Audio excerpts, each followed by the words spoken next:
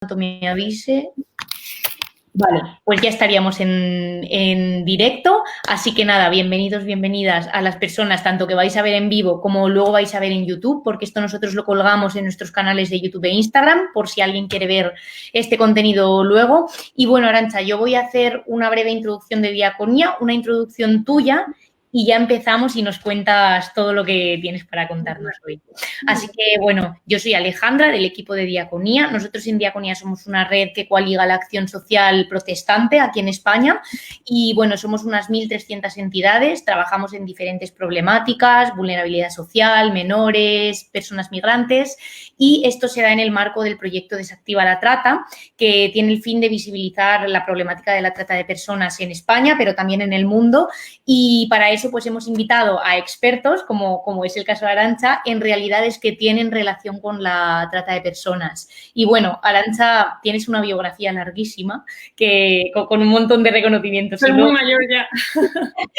Todo lo contrario, para ser tan joven, un mogollón de logros. Entonces yo introduzco dos cosas, pero invito a la gente a que pueda buscar también más sobre tu trabajo y todas las cosas que haces. Y bueno, Arantxa está formada, creo que en finanzas, marketing, ha trabajado en el sector de la banca y en el marketing estratégico, y un día decidió poner todo eso al servicio del sector social, y es ahora la fundadora y la directora de It Will Be, que es una organización que yo describiría como una organización que utiliza tecnología eficientemente para resolver retos sociales. No sé si está bien descrito, pero desde fuera eso es lo que It Will Be transmite.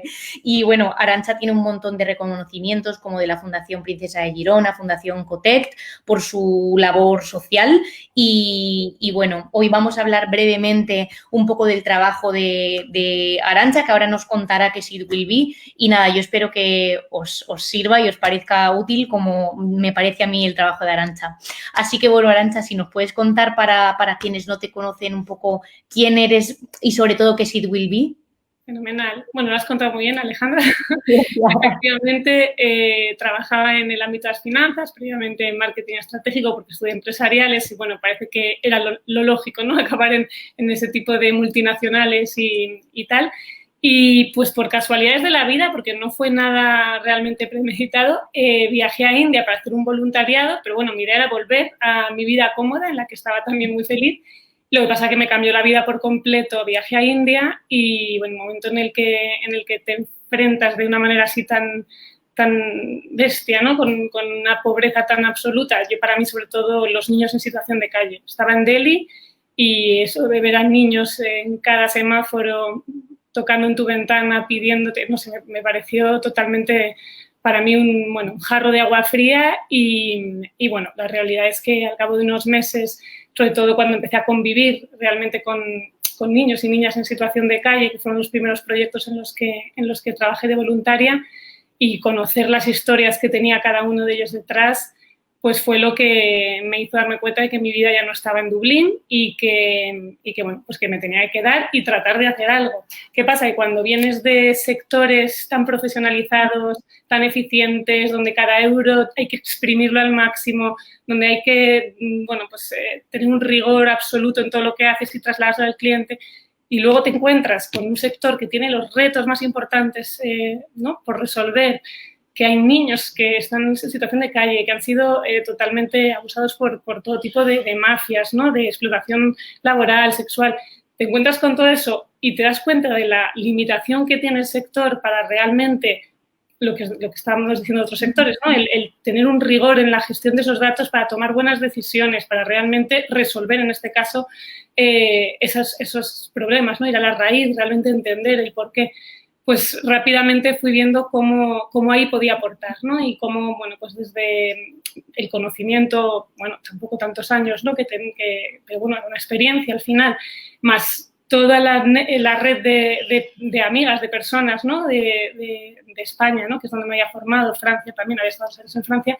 Bueno, pues pensé, ¿por qué no fundar una ONG? Pero no tanto para empezar a hacer proyectos de manera diferente a lo que yo veía, sino vamos a intentar aportar a los proyectos que yo creo que son maravillosos. Hay personas fantásticas con unos corazones enormes, con un impulso, una pasión por lo que hacen enorme, ¿por qué no, en vez de hacer algo en paralelo, ¿no? Un poco competencia de eso, ¿por qué no desde dentro pues podemos colaborar para impulsar lo que ya hacen y simplemente, bueno, simplemente no, que cuesta lo suyo, impulsar innovación que al final te lleva a la innovación tecnológica, ¿no? Cuando estás buscando eficiencia, pues al final es verdad que como bien has descrito, en It Will Be trabajamos mucho con tecnología, pero bueno, no era el objetivo inicial. Nosotros no somos una empresa tecnológica, nosotros lo que buscamos es innovar, buscamos una solidaridad eficiente, ese es nuestro eslogan, siempre, bueno, si veis It Will Be veréis el eslogan, ¿no? Solidaridad eficiente, porque creemos que esas dos palabras pueden ir juntas, aunque a priori parece que no, pueden ir juntas y juntas yo creo que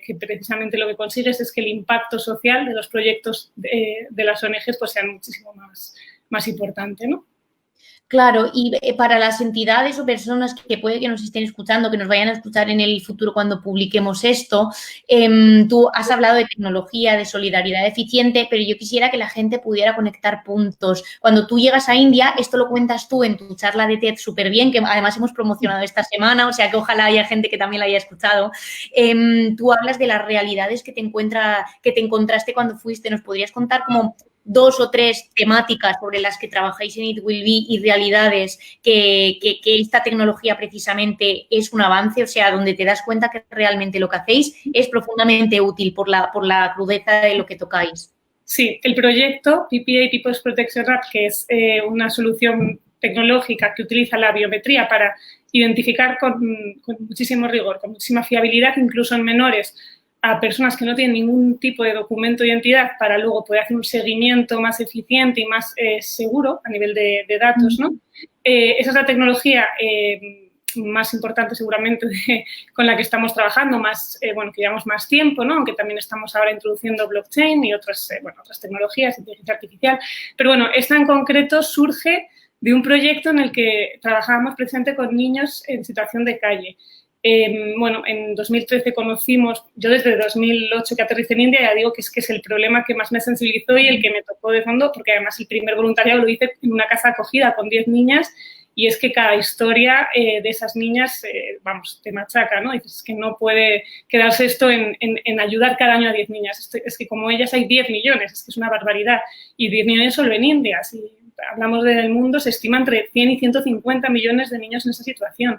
Y luego, además, estamos hablando de niños en situación de calle, pero luego, además, puedes sumarle víctimas de trata, personas refugiadas, personas migrantes que salen corriendo después de desastres naturales sin ningún tipo de documento de identidad.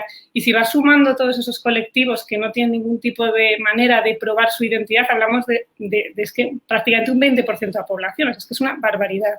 Entonces, cuando empezamos a trabajar con esta problemática en, bueno, 2008 con las niñas, en 2013 realmente, todos esos años seguimos trabajando en proyectos con niños en situación de calle y en 2013 damos con una red que se llama Child Miss, que la lidera Don Bosco, la organización Don Bosco, que la habían impulsado con ayuda de UNICEF inicialmente y que precisamente lo que busca este proyecto es interoperar, es decir, que las entidades que trabajan con estos colectivos puedan compartir datos de una manera segura, bueno, inicialmente no era tan segura, ahora con la tecnología es mucho más segura, y que si un niño hoy está en una ciudad y pasado mañana está en otra, si un trabajador social le encuentra, que pueda hacer seguimiento de lo que se hizo previamente en otra ciudad, porque al final estos niños se mueven durante a lo largo de sus vidas, se mueven por muchísimos centros de ONGs, gubernamentales, y al final, si no haces un buen seguimiento, pues muchas veces se duplican esfuerzos, ¿no? Y volvemos un poco a esa falta de eficiencia, ¿no? El decir, si este niño ya está vacunado, no le vacunes otra vez, o si estaba con una medicación, pues sigue desde ahí.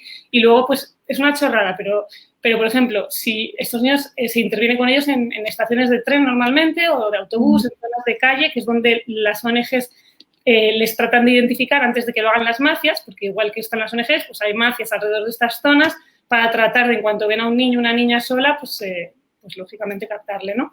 Entonces, en estas zonas de calle, imagínate la situación en la que trabajan los trabajadores sociales y en la situación de vulnerabilidad de esos niños, que llegan y se les aproxima un adulto y ya no saben si es un trabajador social, si es alguien de una mafia. Entonces, ¿qué pasa? Que esos niños pues mienten mucho, tienen un montón de, bueno, pues de resistencias, ¿no? a todo. Y, por ejemplo, poder tener información en tiempo real de esos niños puede hacer que generes una confianza que de otra manera, pues lógicamente no. O si ese niño, pues previamente ha sido abusado por parte de hombres, pues a lo mejor si es un trabajador social hombre, pues no le toques, ¿no? Al final la intervención es muy importante, esa primera, y si tienes información en tiempo real es súper importante, ¿no? Entonces, bueno, de esa realidad es de donde parte este proyecto, pero bueno, en colaboración y hablando con otras ONGs de ayuda humanitaria y cooperación, rápidamente vimos que esto tenía mucho sentido en otros contextos, ¿no? Pues, por ejemplo, en el contexto de trata, pues ahora estamos en conversaciones con comillas, con UNICEF, que están haciendo la investigación porque también están viendo cómo la tecnología puede también ayudar a hacer ese seguimiento mejor, a visibilizar, ¿no?, a las víctimas, porque es que muchas veces el problema es que precisamente las mafias, ¿no?, y todas estas redes captan a mujeres que no tienen una identificación o se la quitan. Y una vez que te quitan tu documento de identidad, como decía en la charla TED, es que es surrealista, pero es que sin ese trozo de papel no somos nadie, o sea, no tenemos derechos. Totalmente. Entonces, ahí es un poco donde estamos tratando de aplicar la tecnología. Es verdad que hay, bueno, pues hay riesgos, que tenemos que poner siempre la ética en el centro, que es complejo, es un proyecto muy complejo, pero desde luego, si hay algo que realmente dice quién eres, es tu biometría, ¿no? Entonces, bueno, al final es verdad que tiene otros riesgos y hay que tener mucho cuidado, pero desde luego que no puedas probar tu identidad más que con un trozo de papel que te pueden quitar, a mí me parece que el riesgo es mucho mayor que el otro, ¿no? Que otros riesgos que, por supuesto, están ahí. Totalmente. Me parece súper clave lo que has dicho de visibilizar a las víctimas, porque a lo mejor en un contexto occidental donde vivimos con, pues, incluso las ONGs de forma macarrónica, porque no es todo lo sofisticado que debería, pero tenemos ya bases de datos y aún así muchas veces estoy segura de que ahí se nos está escapando la eficiencia en datos o no estamos estandarizados y entonces no podemos coordinarnos correctamente con otras entidades y eso es clave para tener el itinerario. Es decir, si bien aquí no creo que en España tantas personas invisibles, lo que sí que ocurre es que van de una ciudad a otra y la coordinación entre ONGs a veces ocurre, pero otras veces, debido a la falta de información eficiente, que es lo que tú resaltas, pues esa coordinación no se hace bien y no se llega a la necesidad. O sea, que creo que dices algo clave, pero además yo creo que tú eres alguien que, por los temas que has tocado, has trabajado un poco transversalmente en el tema de la trata, porque, por ejemplo, también tú tienes un proyecto también en India que trabaja con niños en situación de explotación laboral y tienes otro proyecto que genera empleo para mujeres en situación de vulnerabilidad, de diferentes vulnerabilidades y también en situación de trata. Entonces, a mí me gustaría si nos pudieras contar un poco de esos dos proyectos, que son perspectivas que quizás la audiencia no tenga porque no es aquí en España. Claro. Sí, en el caso del proyecto de lucha contra el trabajo infantil, que sí que lo llevamos a cabo en Haryana, en India, llevamos ya desde 2009 trabajando en una zona donde hay más de 500 fábricas de ladrillos, donde las familias al completo llegan y hacen manualmente los ladrillos, ¿no? Y, bueno, claro, ver a los niños trabajando desde los 3 añitos, pues, lógicamente se te encoge el corazón. Y ese es un proyecto que es complejo también porque, bueno, parece que dices explotación infantil, te imaginas siempre, pues, el empresario que contrata y que pone a trabajar a niños y la realidad es que no es esa. Esa realidad está, puede ser que esté, pero la realidad es que son los propios padres los que ponen a trabajar a sus niños porque al final, pues, cobran por pieza producida, igual que pasa muchas veces en industria textil y otras industrias donde realmente trabajas por lo que haces. Y claro, en el momento en el que tienes 6 hijos, pues les pones a trabajar en cuanto puedes para que realmente puedan comer, ¿no? Con lo cual ahí, bueno, de hecho hemos usado muchos años, ya no es tan necesario, pero durante los primeros años como gancho la alimentación, porque claro, cuando tú vas a hablar con una familia y le dices, oye, ¿qué te parece si tu niño de 5 años, en vez de estar aquí haciendo ladrillos, se viene a nuestra escuela que tenemos aquí para que realmente tenga, bueno, pues un futuro mejor, ¿no? Y su respuesta es, ya, pero es que si mi hijo no trabaja, no come, claro, ¿cómo continúas, ¿no?, con la conversación? Es que es una realidad, ¿no? Y, bueno, hemos tenido que utilizar bastantes años el gancho de no te preocupes, que comerán en el colegio y tal, para poder ir sacándoles y, como decimos, que cambien los ladrillos por libros y que realmente, pues tengan derecho a una educación, ¿no? Entonces, bueno, ese proyecto la verdad es que está teniendo muy buenos resultados. Ya en las fábricas donde hemos trabajado, también siempre en colaboración con entidades locales, ¿vale? Eso siempre nosotros en It Will Be. Sí que es verdad, yo he estado 5 años en terreno, hemos tenido cooperantes, pero realmente nuestro trabajo allí está en manos de ONGs locales. Nosotros lo que hacemos es, sobre todo, impulsar esta parte de innovación, de introducción de herramientas, gestión, tecnológicas, etcétera. y bueno, todo eso también supone una coordinación y una adopción que requiere pues mucha formación, ¿no? Pero bueno, con estas ONGs locales la verdad es que trabajamos fenomenal y en el caso de este proyecto, pues en las fábricas donde hemos actuado, pues ya hemos conseguido reducir en un 70% el número de niños trabajadores, con lo cual estamos encantados, pero bueno, es bastante desesperante porque solo ves chimeneas y más chimeneas y quieres llegar a más y no es tan evidente, ¿no? Pero bueno, y luego el proyecto de Naya Nagar también surge en India, bueno, como os digo, he vivido 5 años allí, es verdad que ahora desde Twilby estamos tratando de escalar y compartir nuestro know-how, los aprendizajes, las buenas prácticas con otras entidades para que esto pueda tener un impacto en otros países, ¿vale? Como es el caso, por ejemplo, la tecnología biométrica que arrancó en este programa de Chalmis, pero que ahora mismo se ha instalado ya en Senegal para protección de niños talibé y ahora en Sierra Leona para niñas víctimas de abusos sexuales, etcétera. Con lo cual, bueno, ya vamos poquito a poco compartiendo, ¿no?, con el sector y que vaya teniendo impacto en otros países. Pues el tema de Naya Nagar es otro proyecto que nace en India, pero que también ahora está empezando a tener impacto en otros sitios y idealmente más. ¿Y qué es? Pues, bueno, es una marca de comercio responsable que tiene 2 propósitos clave. Por un lado, el empoderar y emplear con trabajos dignos a mujeres vulnerables. Entre todas estas mujeres hay, bueno, ahora hablamos, mujeres que han sido víctimas de trata. Y por otro lado, y para mí es súper importante porque siempre intentamos ir un poco a las raíces, ¿no?, de los problemas, y es un cambio en la mentalidad de los consumidores para inculcar, bueno, pues que consuman de una manera mucho más responsable, que precisamente sin que aparentemente lo veas muy directo, tiene un impacto súper importante en evitar precisamente pues, trata o otro tipo de explotación laboral, etcétera, ¿no? Entonces, ahí sí que, bueno, pues nos parece que es un tema que yo creo que cada vez la gente se plantea mucho más qué hay detrás, ¿no?, de lo que compra, pero nos parece importantísimo que no solamente se lo plantee, sino que las marcas seamos capaces de demostrar lo que hay detrás, ¿no?, toda esa cadena de valor.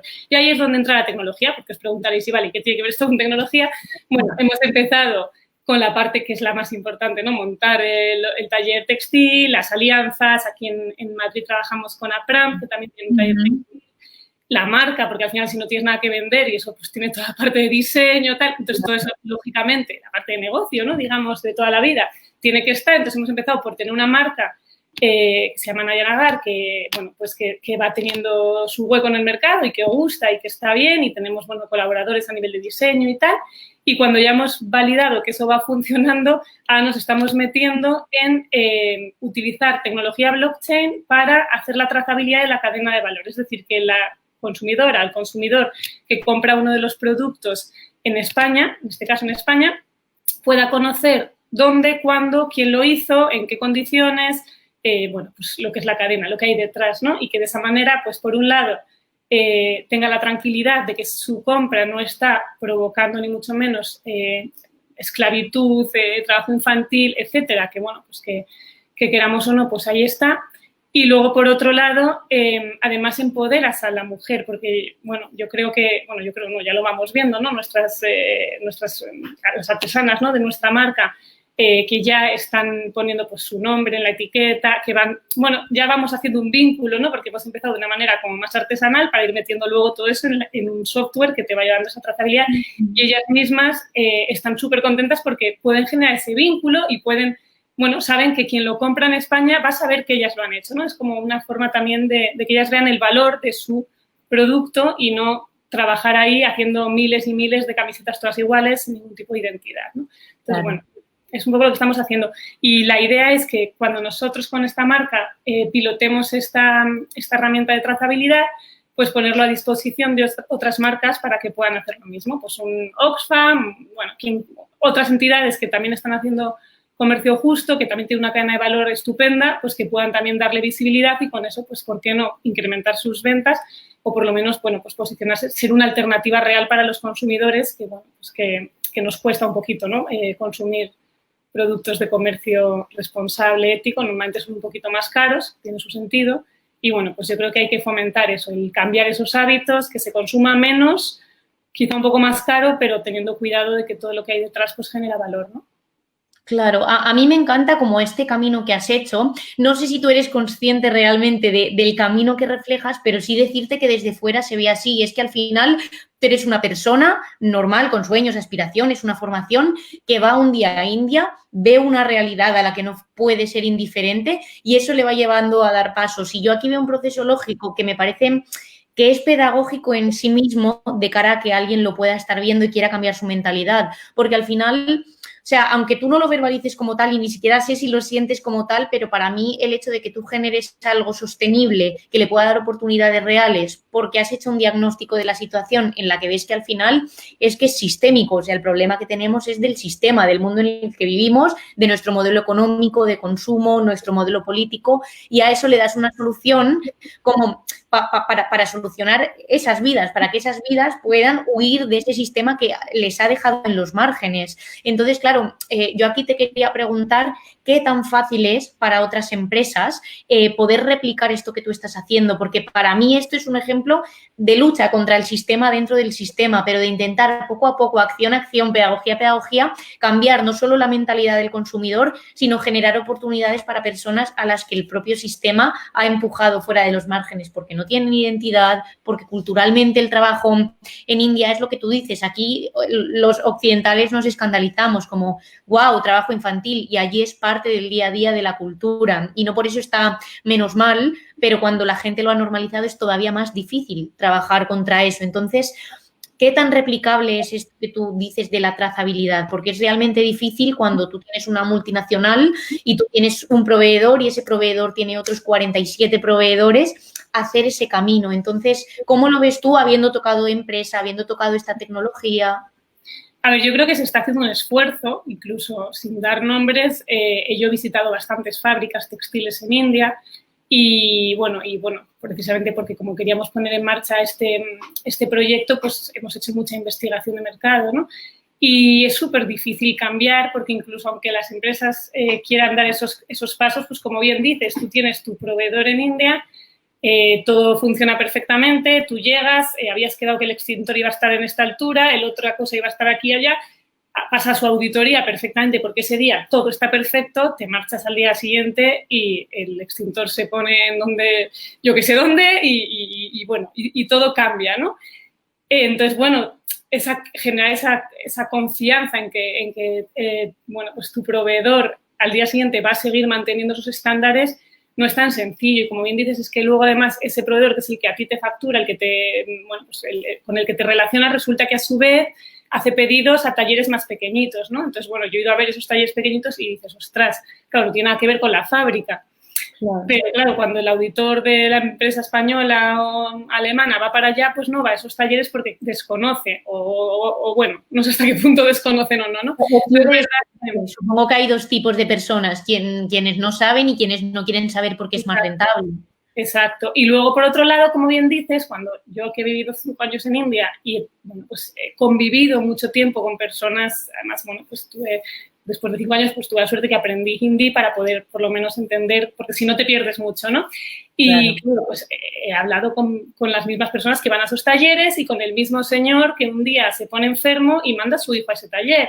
Entonces, claro, también empatizas porque entiendes que al final no es todo ni blanco ni negro, es que, bueno, cuando se han cerrado fábricas que ha sido un exitazo en Occidente porque había trabajo infantil, en ciertos entornos ha sido un drama absoluto para muchísimas familias. Yo cuando llegué a las ladrilleras de Pasor, donde tenemos los proyectos de trabajo infantil, yo dije, esto es el infierno. Además, es que recuerdo que la primera vez que fui para allá era mayo, hacía 51 grados, que es que me daba hasta vergüenza bajar la botella de agua del coche, porque, claro, había niños allí corriendo que ninguno tenía agua. Entonces, claro, bueno, fue una experiencia de esas que dices, esto es el infierno. O sea, aparte de los 51 grados, los hornos, o sea, terrible, ¿no? Y bueno, pues para mí eso era lo peor que había visto hasta ese momento en cuanto a sitio donde poder pues vivir, trabajar, en cuanto a condiciones, y resulta que luego, hablando con las familias, decían, no, es que venimos aquí a estar varios años trabajando aquí para ahorrar, irnos a nuestros pueblos, porque allí estamos mucho peor, ¿no? Y yo decía, ¿pero de dónde venís para que esto os parezca hasta un sitio donde poder...? Entonces, claro, nosotros tenemos una realidad con unas gafas diferentes a las suyas y al final también otras cosas que yo he aprendido y que siempre digo, ¿no?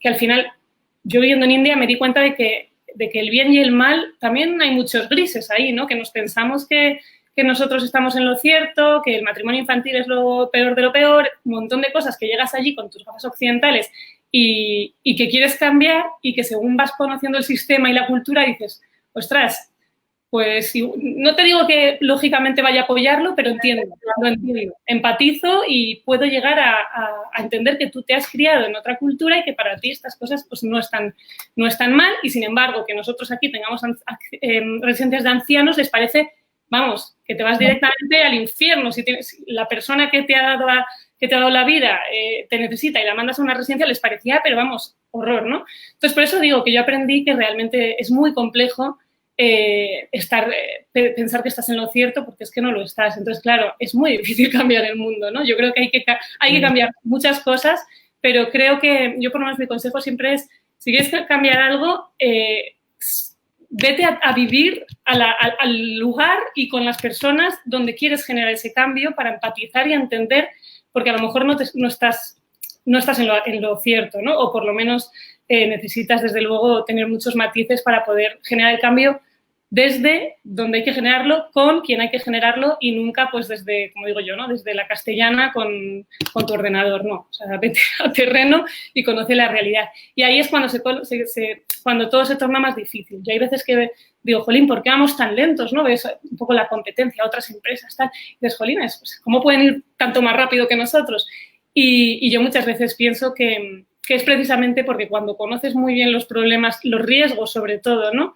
Que puede tener lo que tú estás haciendo, el potencial impacto negativo. O sea, hay como tantas cosas que tienes que tener en cuenta que yo creo que en este tipo de proyectos tienes que ir muy despacito, hablando mucho con mucha gente, mucha investigación, mucha prueba de error y con muy buen, ¿no? con buena letra, ¿no? Como se dice, porque es verdad que no es nada fácil, ¿no? Cambiar. Y yo, por ejemplo, eso en temas textiles que se ha hablado mucho, ¿no? De cerrar fábricas, yo ahí iría con un poquito más de cuidado porque estás dejando sin trabajo a muchísimas familias que viven en un sistema que no es el nuestro, ¿no? Entonces, que bueno, está claro que, por supuesto, hay que erradicar el trabajo infantil, o sea, eso está clarísimo, pero no lo vas a erradicar cerrando ahora mismo las fábricas donde hay niños trabajando, o sea, eso no es la forma, ¿no? Yo creo que hace falta mucha educación, mucha pedagogía, mucha presión política, ¿no? Legislación y muchas otras cosas que no llegar y como occidental y decir, nada, esto está fatal, lo cerramos, ¿no? Pero bueno. Es que precisamente por esto yo quería tener esta conversación contigo. Creo que uno de los objetivos de Desactiva la Trata, de lo que parte este proyecto de sensibilización sobre trata, es de que al final el mundo funciona porque nosotros tenemos ciertos discursos, actitudes, conductas, sistemas políticos que legitiman que el mundo sea como es. Y cuando tú quieres solventar un problema, tienes que analizar cómo son esos sistemas. Y cuando tú conoces en profundidad cómo son los discursos fáciles de pues abolición de la esclavitud se acaban, no porque no haya que abolir la esclavitud o no porque, como tú bien dices, estemos a favor del trabajo infantil, sino porque es un sistema que se torna complejísimo y que hay que meterse de lleno para generar cambios minúsculos. Entonces, justo por eso yo quería tener esa conversación contigo, porque creo que eres un ejemplo que personifica cómo solventar algo como erradicar el trabajo infantil o erradicar la trata de personas o hacer que las ONG sean más eficientes. Son procesos que quizás ni siquiera verán nuestros hijos o nuestros nietos, pero aún así hay que hacerlo. Y por esto te quería preguntar también, tú bien has explicado la realidad complejísima social y cultural que tiene India en torno al tema de la esclavitud, también en torno a muchos otros, como la violencia sexual.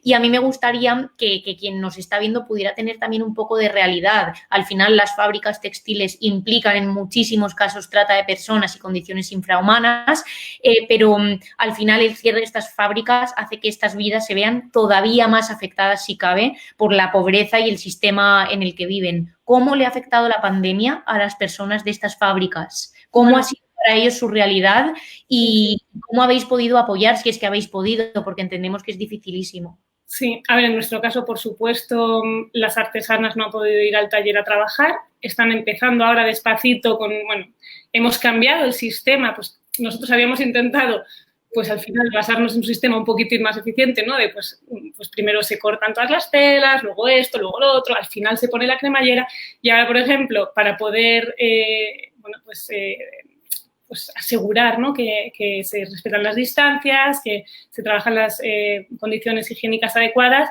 ahora está haciendo cada artesana un producto de principio a fin, ¿no? Se tarda más, vamos más despacito, es más artesano todavía, porque, bueno, es artesano, quiero decir, no tenemos grandes máquinas, pero bueno, había como un trabajo en cadena que por lo menos pues ellas iban un poquito más rápido. Ahora estamos pasando un poco a las distancias y cada una hace un poco una parte de los pedidos, ¿no? Pero bueno, hemos retomado que ya es importante. ¿Qué pasa? Que, por ejemplo, ahora necesitamos telas y los proveedores que nosotros tenemos no pueden trabajar porque, no tanto porque no hayan reactivado las fábricas, que ya se está empezando a reactivar, sino que no sé si es consciente de que el problema más importante de esta pandemia no ha sido la enfermedad en sí, que también, por supuesto que la crisis, la emergencia, ¿no? Sanitaria ha sido o sigue siendo, porque todavía allí está bastante mal, grave. Es un país joven, quizá afecta a menos, hay menos personas mayores, por supuesto, pero bueno, está siendo grave. Pero todavía más grave ha sido la situación social, porque la gran mayoría de las personas ahí trabajan al día y si no cobran, no comen. Y ha habido, bueno, pues lógicamente un éxodo rural, la mayoría de estos trabajadores han ido a ciudades, porque por ejemplo las fábricas textiles pues están en Gurgaon, en Surat, en ciudades, ¿no? Pero claro, los trabajadores de estas fábricas vienen de otros estados y de pueblos más pobres normalmente. ¿Qué pasa? Que en el momento en el que se decretó el estado de alarma, salieron corriendo no, caminando, pero literal caminando hacia sus pueblos. Se cerraron las infraestructuras, el ferrocarril, todo, y ha habido avalanchas de personas caminando hacia sus pueblos, que ha habido, de hecho, antes de empezar un poco los picos de emergencia sanitaria, hubo muchas más muertes por deshidratación, por desnutrición, caminando hacia los pueblos. Ha sido una situación totalmente terrible, pero porque, claro, ellos en la ciudad no pueden pagar el alquiler de su habitación, en su slum no pueden comer, pues lo que hacen, pues irme al pueblo, que del pueblo por lo menos mis padres me darán un cobijo y entre los vecinos y tal nos apañaremos. Entonces, ¿qué ha pasado? Que se ha reactivado la economía poquito a poco en las últimas semanas, pero todavía no han vuelto los trabajadores. Entonces, están las fábricas sin trabajadores, que están en los pueblos y que tampoco saben si volver o no volver. O sea, de hecho, una de las ONGs con las que colaboramos se ha pasado estos meses que su ayuda ha sido no tanto entregar comida, que también ha habido mucha distribución de comida porque el gobierno no ha llegado a todos sitios y nosotros trabajamos sobre todo en zonas donde hay mucha inmigración de otros estados y mucha inmigración ilegal, personas indocumentadas, con lo cual no tenían acceso a los racionamientos del gobierno. Entonces, ha habido que distribuir mucha comida desde, bueno, pues con ayuda, con filantropía. Pero sobre todo, fíjate que más que venir a pedirte comida, venían a pedirte que les ayudases a volver a su pueblo, saber cómo. Entonces, bueno, pues han organizado autobuses, han hecho las ONGs con las que trabajamos lo que han podido por devolverles, ¿no? Ayudarles a volver a sus pueblos. Entonces, ahora el sector textil, por ejemplo, se encuentra con que no es fácil, no está teniendo la posibilidad de seguir trabajando o de arrancar un poco las producciones porque no tienen trabajadores, están en los pueblos. Así que, bueno, van a tardar un poquito más seguramente en reaccionar y eso pues nos afecta. Luego nosotros, claro, no hemos podido hacer pedidos a las artesanas, hemos tratado de que no las afecte, hemos conseguido ir pagando los sueldos porque hemos conseguido personas, compradores que nos han comprado dando tiempos, esperando, diciendo yo lo compro, así podéis pagar las mujeres y ya cuando me llegue ya me llegará. Con lo cual ahora estamos empezando a hacer pedidos para poder enviar a las personas que nos han comprado. Con lo cual hemos podido mantener los sueldos y no nos ha afectado mucho. Y luego, como somos una ONG pequeña, pues también reaccionas más rápido seguramente. Teníamos ya una buena relación con APRAM y justo además fue un poco casualidad, nos llamó la Comunidad de Madrid para ver si conocíamos algún taller para hacer mascarillas para hospitales. A mí se me ocurrió, me vino a la cabeza APRAM, entonces abrieron el taller de APRAM para poder empezar a producir mascarillas para los hospitales y cuando extendió un poquito los picos más importantes en Madrid y las trabajadoras de APRAM pudieron empezar a también absorber algún pedido más, pues empezamos a trabajar con ellas y hemos diseñado unas colecciones de mascarillas reutilizables que, bueno, pues que al final compensan, nos ayudan a compensar un poco que se van a reducir las ventas este año de nuestra marca y bueno, pues eso no solo afecta a las mujeres en India, el taller, ¿no? Un poco la sostenibilidad del taller, sino que nosotros al final también los beneficios de ese proyecto los utilizábamos para exportar costes de otros proyectos, como por ejemplo los del trabajo infantil u otros proyectos de cooperación, con lo cual nos veíamos ahí un poco limitados, ¿no? Y bueno, pues hemos reaccionado y ahora por lo menos pues con estas colecciones que estamos haciendo aquí en España con APRAM, que al final pues lo mismo, sigues con tu empoderamiento, en este caso mujeres que han sido víctimas de trata y que, bueno, pues que también ellas habían visto reducidos sus pedidos, con lo cual, bueno, pues evitas que pierdan el trabajo. Por otro lado, mantenemos los ingresos para poder seguir colaborando con todos los proyectos que tenemos en marcha de cooperación y seguimos con un poco ese trabajo, ¿no?, de sensibilización en España sobre otra forma un poco diferente, ¿no?, de consumir en la que puedas realmente generar más valor, ¿no?, aparte de que tú te compres una mascarilla, que además es una necesidad, ¿no?, en estos momentos, pues además que puedas colaborar con APRAM, en este caso, para que estas mujeres no tengan que volver a las calles, en India, ¿no?, para que sigamos apoyando y luchando contra el trabajo infantil, etcétera. Y luego también me parece interesante, y lo comento, nosotros trabajamos en todo lo que es trabajo de transporte, ¿no?, la red de transporte para llevar los pedidos a casa con Koiki, que al final también es una empresa social, sostenible, ¿no?, esta última milla, que emplea a personas en riesgo de exclusión, con lo cual cerramos un poco el círculo y ofrecemos un producto que, bueno, pues igual es un poquitín más caro que otros, pero el valor que genera pues es enorme, ¿no?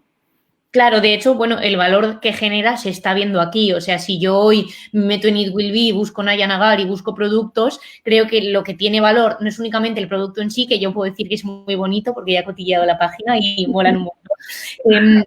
Eso le está garantizando dignidad a personas. Pero claro, dentro de esto, pues yo también me muevo en el mundo de la sensibilización y creo que no llego a ser consciente, porque tú llevas más años, de cuán difícil es que la gente cambie conciencia, sobre todo cuando estamos en el lado privilegiado. Entonces, a mí me gustaría también preguntarte cómo ha sido tu, vamos a decir, activismo en este sentido, porque tú tienes una frase que a mí me parece muy icónica, que es como donde no hay modelo de negocio, lo único que llega es la filantropía. Entonces, a mí me gustaría que nos contaras también un poco cómo ha sido ese camino de generar conciencia, si realmente tú has visto en It Will Be que ha repercutido un cambio de mentalidad en la gente, en fondos o en colaboraciones, cómo es trabajar pues con empresas o con otras entidades para que realmente pongan lo que tienen al servicio o usen la filantropía para poder ayudar a gente, donde es que aquí no hay emprendimiento que valga, que sí que hay una parte que es una mentalidad genial, pero lo que queda al final es pura filantropía. Entonces, ¿cómo ha sido para ti? Sí, sí. Siempre digo, yo que trabajo, vamos, que mi gran un poco pasión, ¿no?, dentro del ámbito de la cooperación, lo que realmente me encantaría resolver es el tema de los niños en situación de calle. A mí cuando me vienen, ¿no?, personas que me dicen, no, pero es que hay que buscar un modelo de sostenibilidad, un modelo de negocio. Digo, a ver, vamos a ver, modelo de negocio, niños de la calle, se llama mafia, o sea, es que no puede sostener, es que no, es imposible. Un niño que está en situación de calle está con un bagaje, una cantidad de piedras en la mochila, ¿no?, unos traumas, aparte de la falta de educación, aparte de muchísimas cosas, que eso es muy caro. O sea, niño a niño, realmente eso tiene que hacer alguien. Que nosotros estamos desarrollando tecnología para hacer más eficiente el proceso, para que podamos llegar a más niños precisamente reduciendo esas duplicidades y que no nos gastemos dinero si no hace falta, ¿no? Entonces, por supuesto que ahí generas eficiencia y que esa parte puede tener unos ingresos, ¿no?, su software, su licencia, etcétera. Vale, pero luego esos niños es que hay que hacer unas intervenciones psicosociales con ellos enormes, ¿no? Y eso alguien lo tiene que pagar. Es así, ¿no? Me da igual que sea los gobiernos o entidades sin ánimo de lucro, pero desde luego alguien lo tiene que pagar porque si esos niños, pues es que qué vida van a tener, ¿no? Entonces, bueno, yo sí, efectivamente creo que es muy complejo. Yo, de todas formas, he ido aprendiendo con la edad. Quizá de más jovencita, pues sí, por supuesto, sigo también siendo activista, pero bueno, éramos como mucho más, quizá me quejaba mucho del sistema, de lo que no hacíamos. Me acuerdo cuando venía de India, los primeros viajes, y es que me enfadaba hasta con mis amigas, ¿no?, o con mi círculo, mi familia, que luego decía, a ver, vamos a ver, que yo estoy allí y estoy viviendo una realidad. No puedo exigir que el que está aquí, que no la está viviendo, cambie tan rápido. Entonces, yo no me puedo enfadar o no me puede caer mal alguien porque no es consciente, ¿no? Lo pasaba un poco mal. Luego, con el tiempo he ido aprendiendo que eso, que lógicamente no vas a cambiar radicalmente los sistemas, a no ser que se volviese obligatorio, como antes la mili, pues yo ahora decía, inmersión total en un entorno complejo, a todo el mundo, con 18 años, tal cual. Porque creo que, yo siempre digo, si en vez de a los 24 lo hubiese conocido a los 18, pues a los 18 te hubiese empezado a hacer cosas. Y es verdad que hasta que la vida no te pone, ¿no?, estas cosas delante, tristemente, no nos damos cuenta. Ahora, si os dais cuenta, es que, bueno, a mí me han censurado algún tuit en esta pandemia. Es que es verdad que hay bastante censura y no te digo ya ahora, ni hablo a nivel político, sí, censura en el sentido de que casi no nos cuentan nada sobre todo esto. Totalmente. Y al final yo entiendo que a nivel de ético, pues a las ONGs se las censure mucho, no quieran que muestren ciertas cosas porque hieren la sensibilidad. Ostras, pero es que eso está pasando. Y yo siempre digo, a ver, sí, no. O sea, entiendo que estás comiendo y no te apetezca ver una imagen determinada, pero es que tiene que contar. Y claro, tú estás comiendo y esa persona no está comiendo y está... Entonces, yo siempre creo que ahí somos como demasiado, no sé, como que no realmente... no hacemos que llegue la realidad aquí a todo el mundo. O sea, tendríamos que democratizar el acceso a conocer estos problemas. Entonces, no te digo que todo el mundo tenga que irse a India. Además, no hace falta irse a India. Te puedes ir aquí al lado y ver cosas bastante horribles, ¿no? Pero incluso, vale, no te vayas a esos sitios, no hace falta que lo experimentes, pero por lo menos que te llegue esa información mejor, de manera rigurosa. Me da igual que sea con fotos. Hoy en día, tristemente, creo que tiene que ser con fotos o vídeos porque la gente ya no consume otra cosa, pero creo que ese impacto hay que generarlo. Yo, por lo menos, con mis hijos lo hago. Tengo 4 hijos bastante pequeñitos y jolines, pues yo qué sé, la película Lion, ¿no?, que va sobre el niño que se pierde en una estación india. La echaron hace poco en la tele y me decían amigas que tienen hijos de la misma edad, joder, es que es una peli que no es para niños. Digo, jolín, pues yo la voy a ver, me voy a sentar con ellos y les voy a contar que esto pasa. Y bueno, pues habrá a lo mejor alguna imagen que le tenga que quitar o no, pero desde luego yo creo que desde niños yo con mis hijos lo veo, que cuanto antes les sensibilices sobre lo que es el mundo real, antes van a ser ciudadanos concienciados y sensibles a todo esto. Y yo lo noto. O sea, yo de verdad, yo ahora con la experiencia, mi hijo de los pequeños no tanto, pero el de 8 años, de verdad que noto que es un niño mucho más sensible que niños de su alrededor, que pues vemos a una persona sin hogar en la calle y él tucu, se pasa 2 horas diciendo de mamá, ¿por qué? Pues dale trabajo, pues no sé qué, pues no sé cuántos. Y me encanta, ¿no? O sea, que tengan esa sensibilidad. Yo creo que la raíz al final es la educación, ¿no? La raíz de todos los problemas es la falta de educación o la falta de información o la falta de sensibilización, porque precisamente nos educan en nuestra burbujita donde no quieren que te enteres de lo que está pasando. Y es que todo esto está pasando y encima lo peor de todo es que somos parte de ese sistema y si no lo conocemos y no lo queremos cambiar, somos cómplices al final. O sea, había una app, no sé, una web hace tiempo que a mí me llamó mucha atención que se llama Slavery Footprint, creo que era. Es fantástica. Yo también la recomiendo siempre como métete a ver cuánta gente trabaja para ti. Claro. Te deja tan chocado que dices, yo tengo en la medida que pueda consumir diferente. Sí, o sea, sí. es que tenemos esclavos, todos los que estamos ahora mismo aquí, hablando, escuchándonos, tenemos esclavos que trabajan para nosotros y no somos conscientes de verdad. Poco a poco yo por lo menos voy concienciándome y mira que he vivido en India y he visto muchas cosas y aún me cuesta. O sea, me cuesta. Me afecta el marketing como a todo el mundo y vuelves aquí a tu mundo y crees que no te va a afectar y te afecta muchísimo y tratar de salirte de esa rueda que digo yo de hámster en la que vivimos, incluso los que tenemos la suerte, porque yo considero una suerte, de haber visto otras realidades y realmente haberlas experimentado y es que he conocido a personas, ¿no?, con nombre y apellido con esas vidas. Entonces, eso ya te marca de por vida. Y aún así, me subo a esa rueda y me compro no sé qué y porque se lleva no sé cuántos. Entonces, pienso, jolín, pues el que no ha visto todo esto, pues con más razón, ¿no? Entonces, bueno, yo ahí he aprendido a que lo que hay que hacer es, desde el amor y la humildad y realmente el cariño, tratar de animar a tu círculo más cercano de que cambie, porque se puede. Lo que pasa es que, claro, yo al principio quería como cambiar el mundo a todo, ¿no? A todo el mundo. Y ahora, pues, voy un poquito más de lo cercano a lo lejano, ¿no? Y decir, bueno, pues mira, si mis hijos, mis amigas, la gente con la que trabajo, si les puedo inspirar a que cambien un poquito su modelo, ellos a su vez irán cambiando a otros y, oye, pues igual entre todos hacemos un gran cambio, ¿no? Totalmente, me has recordado a una de estas ilustraciones, no recuerdo cómo se llama este ilustrador, 72 kilos, 82 kilos, nunca me sé el nombre, pero hace dibujitos, luego te lo compartiré, dibujitos pequeñitos de crítica social o sobre temas diversos y es un muñequito que dice, quiero cambiar el mundo, veo que es muy grande, termino cambiando algo pequeñito. Y yo creo que esto es un poco a lo que todos pues, estamos llamados como ciudadanos responsables, a quizás es muy grande este problema, pero podemos hacer cosas pequeñitas. Y yo aquí te quería preguntar, de cara a It Will Be y todo este trabajo maravilloso que hacéis, que nos contaras cómo podemos, si a alguien esto le remueve la conciencia y dice, yo quiero hacer más, a lo mejor con mi consumo, pero a lo mejor de otras formas, ¿cómo podemos comprometernos con It Will Be para trabajar en algunas de estas causas que hacéis, que son varias además? ¿Cómo podríamos de forma práctica comprometernos? Bueno, por supuesto, metiéndose en todas las redes sociales y siguiéndonos para compartir, porque yo creo que eso, como decimos, al final, pues nosotros vamos a ir dando pequeños mensajes de lo que vamos viviendo, que al final, pues si lo vamos compartiendo y llega más lejos, pues oye, más personas que se plantean esos cambios, ¿no? Con lo cual, ya simplemente esas acciones de seguir y compartir, que parece una chorrada, pero que es que no lo es, o sea, de verdad que no lo es. Yo siempre digo, fíjate que nosotros somos una entidad pequeña, es que no somos una gran ONG, ni mucho menos.